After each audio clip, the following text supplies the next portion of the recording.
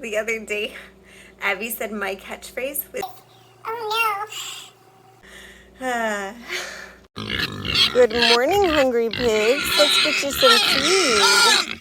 came with us. Enjoy your breakfast. Gabriel came with us. Yeah, he did. Do you want to say anything to the pigs? Hello, pigs. I hope this big like you. Yeah, you hope their friends are big like them? Yeah, these are meat pigs, minus one. One likes to hang out with the big pigs. Let's go see how much eggs we got. We didn't get any eggs. That's just... So, I mentioned earlier that we had a rat problem. Y'all, I can't even tell you how bad it was. It was really, really bad. Last month, we had more than 40 chickens, and now we have 8. And I'll show you a video from the other night to show you where they sleep, because they don't even sleep in the chicken house for now. Okay. The chickens have actually been roosting near the house, and we figured this is safer for them than the chicken coop for now. Especially since the dogs sleep so close by. So this is how we left it. Feathers everywhere, big attacks. And the saddest part is that we had that broody hen in this cage here. Oh, there's one egg here. Yeah, there is. And the rats. Can we get the hold egg? on, Arthur, hold on. And the rats came into the cage and ate that poor trapped chicken to the bone. It was really, really sad. So I had said, you know, we were so glad that we were getting more egg layers hatched out here, and we had meat birds in the incubators, and now we're not so thrilled. But we were, you know, once we finish taking care of the rats, we'll move the chickens back in there. We just can't yet. The rat numbers are dwindling quickly as we poison them with the homemade concoction. But I don't even know how many there were. I just know at night one time I stood in this chicken house and it was freaky. And you could hear the scampering and all of the noises, and it was terrible. And they were under the chicken coop and over on top of the roof, and just awful. And now, last night I stood in it to listen again, and I could hear a little bit of scampering under it, but no squeaking, no running around like that. The numbers are obviously dwindling. But the rats killed all of the ducklings we had, and they ate a few of our meat birds, so we actually moved them to a different location, and this chicken house is just sitting empty. And once the rats are taken care of, we're discussing what to do with the holes, because there are extensive holes all the way around the chicken coop. All right, so I put this in here with some of that homemade secret ingredient. You know that they ate it. But I mentioned before, a long time ago, I have a chronic condition, and it makes it so I'm more susceptible to getting sicknesses. And I had mono in college, and when I get really stressed out, it comes back and I get mono again. So I've been fighting mono for the last couple months, last month or so. And it's really hard to keep up with everything, so the rats have just run the roost, and the garden has died. I've tried to restart it twice, and it's, you know, almost July, but we're gonna try one more time because I'm just starting to get my energy back. The saddest part to me, other than losing the broody hen that was trapped, is that we lost all those silkies too. There's just been so much loss. And part of me wants to start over. Once the rats are done, you know, maybe we can buy a whole bunch of silkies again, and maybe we can buy a whole bunch of Muscovy ducks again, and you know, I'm gonna try the garden again. And sometimes it's hard dragging yourself up, you know, picking up yourself up by the bootstraps and continuing on. And I feel just a little bit defeated. So I would love some encouragement in the comments, honestly. And we're not going to throw in the towel, you know. We're going to keep on keeping on. We're going to sell the piglets that came, and we normally reinvest money that comes from the farm into the farm to further it and to grow it and to, you know, get what we need for the farm. But with our car dying, we need to put that money into bills so we can afford the new car payment and pay off some lines of credit.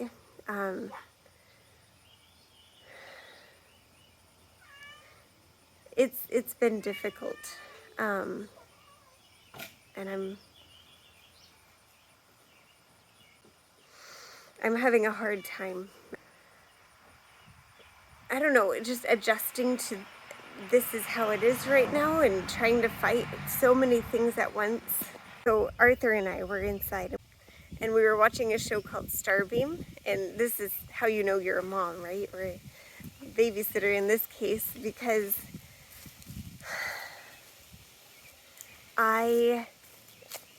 the character was facing 4 different attacks, and they were like, maybe you need some super power-ups, you know? I just say, I need some super power-ups. These are the rest of our chickens that are living. Yeah. We have these guys here, and they lay their eggs who knows where because they don't sleep in the chicken house. And these are the meat birds that we need to process.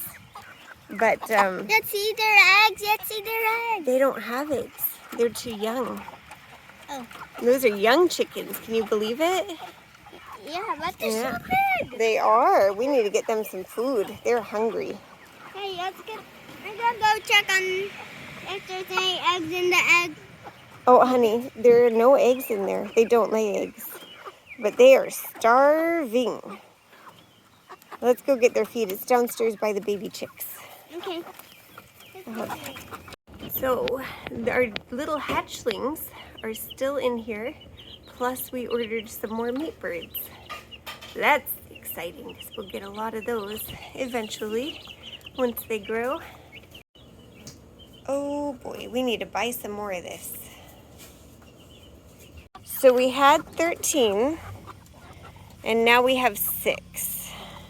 Do you want to pour this for them, Arthur? Are you strong enough? Pour it in there. How? Oh, I'll show you. I'll do a little bit, okay? So you take this, let go. I'll show you.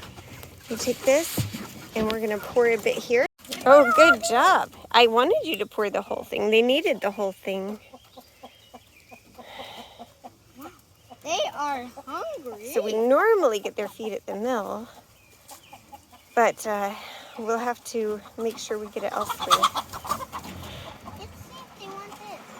Now I know this is chicken wire, and if you don't know, chicken wire is like no defense against predators at all. But we kind of pulled them out of where they were getting eaten and threw them into the only thing that was available. And the plan is to eventually fix it. But for now, this is what we have. It's just a lot. It is very much a lot. I'm giving them And some leaves. I want to apologize because, you know, I really like doing upbeat videos about, you know, because I love living on the farm. I do. I love taking care of the animals and seeing them grow and all of the progress and everything, but between the Johnson grass and the rats and mono and the garden and our car and, you know, there's even more that I won't even discuss, but it's just been Let's try to look. It's been awful. Giving That's them all. fresh leaves. But it'll get better. We'll push through this. We'll look at what to do, and we'll keep on going. You're doing what? Making fresh leaves. You're making fresh leaves for them? Yeah. Oh, that's so sweet of you. Sure, you're gonna walk it. Oh, I'm making them chicken stew. Excellent. Chicken stew. I love it. Well, we don't need chickens. We don't? No. We do. Okay. So what's going well? Well, we were able to rescue 6 of our meat birds. We hatched out our own meat birds, and they're in the brooder. Oh, I forgot. Hold on, one more bad thing.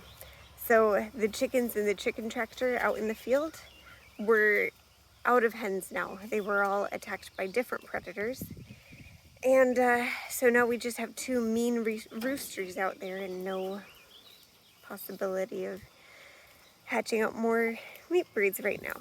And we'll have to see if the 4 we hatched, if they're hens or roosters, but I don't know if we're going to buy more with everything else going on, or if we're just going to keep buying Cornish cross hens, or Cornish cross chickens. We buy them straight run, which means they could be roosters or hens. I figure it doesn't matter because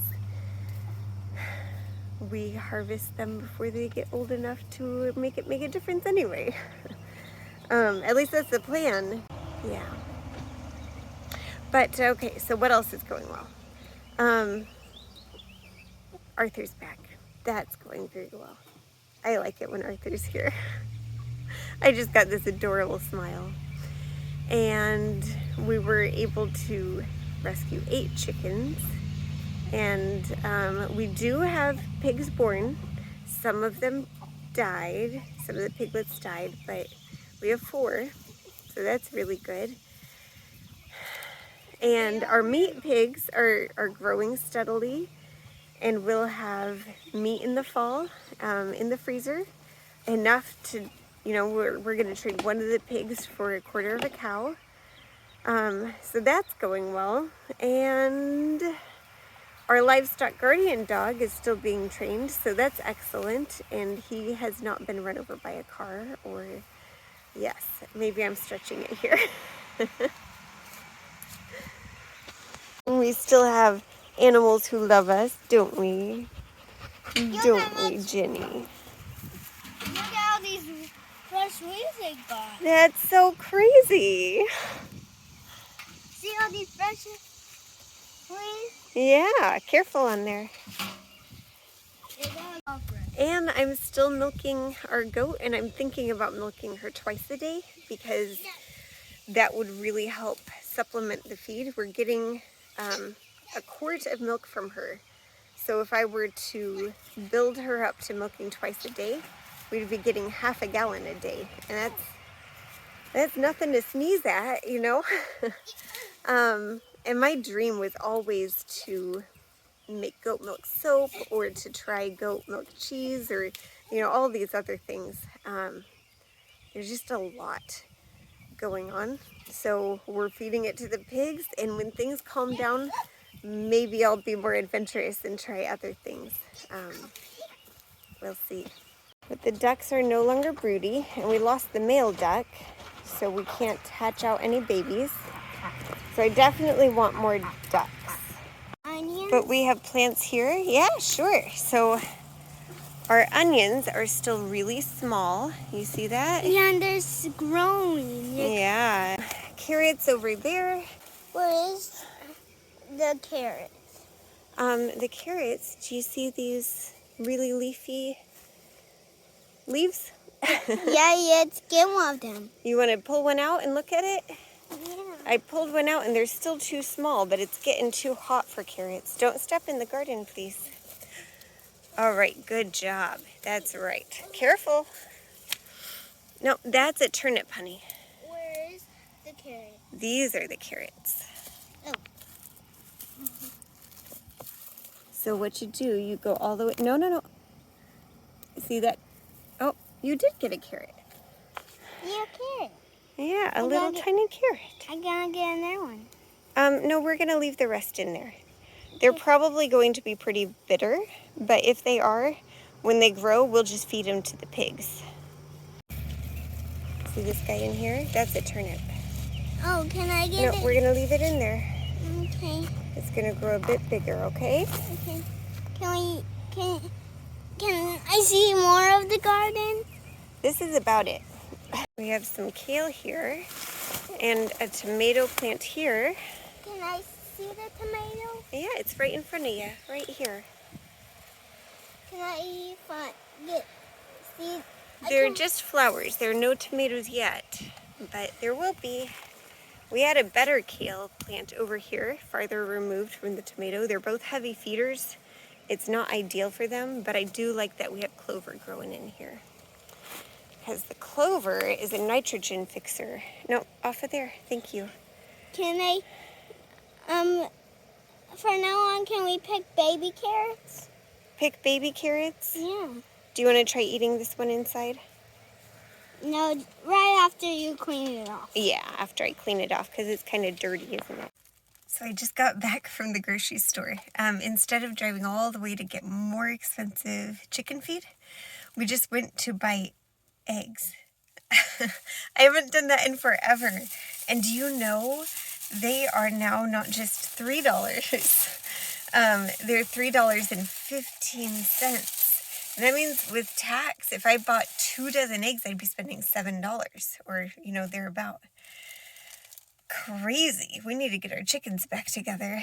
But I'm going to whip up some scrambled eggs to feed them because they can eat that without grit. And then we'll be in business. All right, that's in the oven. Let's go milk a goat. So we chain her up to the table with some feed. And then we're able to milk her into a bucket right here. Thank you, girl. Thank you for the milk. Now this is pig feed for tomorrow. So Brandon had put the egg in their feeder a while ago. And they've already been eating a lot. Yeah, that's right. Get you some of that.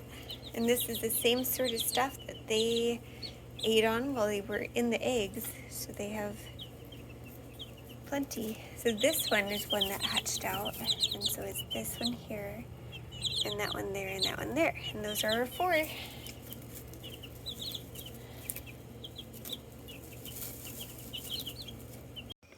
Another beautiful sunset, but we're not putting up the chickens because it's not safe for them. And I'm just hoping that as the sun comes up soon, we'll have a new day with no chicken predators and we'll be able to put them in there and take care of what's ours. For now, we keep doing what we feel like we're supposed to do and trust God to provide, and we know He will. Thanks, y'all. Have a good night.